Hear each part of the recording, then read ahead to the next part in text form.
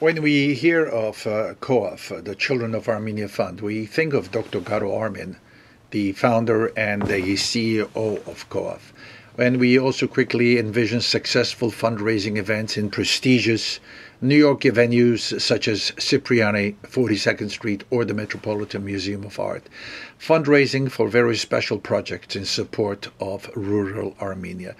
This video gives us a closer look at Dr. Garo Armen, the humanitarian, the courageous visionary, whose message to all of us is to think big and to think out of the box. This video is not about Dr. Garo Armen, the chairman and the CEO of a billion-dollar biotech company. I accompanied Mr. Harry Tufayan, benefactor, on a 9-day trip to Armenia from April 17th to April the 26th, 2017. On Saturday, April 22nd at 8 a.m., we were to meet Dr. Garo Armen at the Marriott Hotel in Yerevan, and from there we were to travel some 170 kilometers north to Debet village in the Lori province of Armenia, which was pretty close to the Georgian border. The whole thing sounded exciting, and yet we had no idea what to expect. At exactly 8 a.m., Dr. Garo Armen greeted us, and we hopped into a large, modern, fully equipped Toyota SUV, which had a clear sign COAF on the door. And we were on our way, 4 of us: Dr. Garo Armen, Mr. Harry Tufayan, myself, Vartan Apto, and the driver. In 2001, Dr. Garo Armen visited Armenia, and that trip inspired the genesis of the Children of Armenia Fund. Since then, COAF has raised over $30 million for many villages and transformed the lives of tens of thousands of children and their families.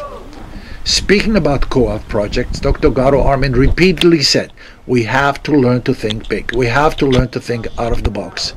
This quiet, gentle, calm voice was filled with determination and resolve.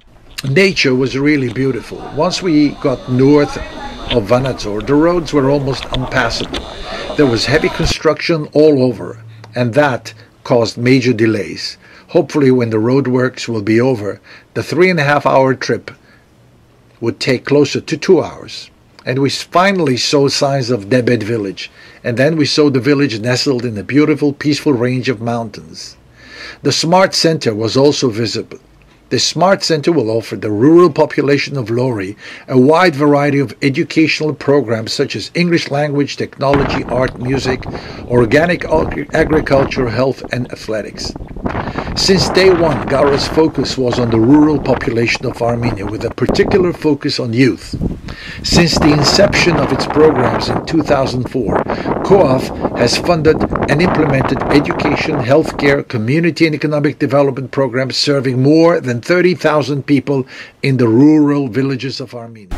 Meaning that Garo is trying to project things for the children, especially in the poor rural areas. This is the idea, not to have something like a secondary school or something innovative, as if the child is in New York or in California or anywhere in Europe. The same input he's going to have here as if he's in the first world, let's say. What was the vision you had to design this? I understand you designed it, or yeah. Have you ever designed anything like this, or? No, this kind of what's interesting about it is the content program. So you don't get usually to do schools/centers, learning centers. So the idea here was mainly the inspiration, let's say, is to place it in this landscape, because this landscape or the territory here in Lori is so inspiring and powerful that the building has to adapt to it and to establish contact. And so this is why I opted for a one-story building following the topography of the landscape. So it's the most gentle and landscape-inspired way of designing buildings. So you don't have an object placed in the middle of a beautiful landscape. No, it's establishing some contact and some sensual relationship with the landscape. You know, I have heard of COAF for many years. I've known Garo Armen but until I came here, I never thought I would see what I'm seeing. What is your message to the outside world, to the young people, in terms of coming to Armenia, in terms of connecting with the land, in terms of future, in terms of... I would say about my experience, it's very tricky because we, the diaspora, live outside Armenia. So we have, in my mind, Armenia is more like an idea, more like a symbol. It's not something tangible because we don't come here.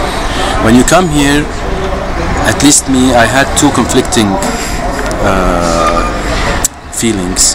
One is I was amazed and I felt like I wanted to belong to here because the mountains, the landscape is what we know about Armenia. And then there is the reality, which is that you belong here, you don't belong 100%.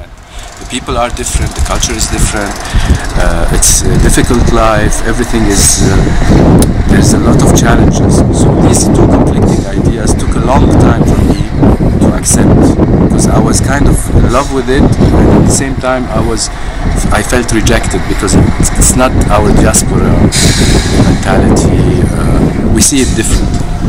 So I think by doing this job, and this is maybe the message, that if you do something instead of sitting and theorizing and having ideas, then you will feel Armenia.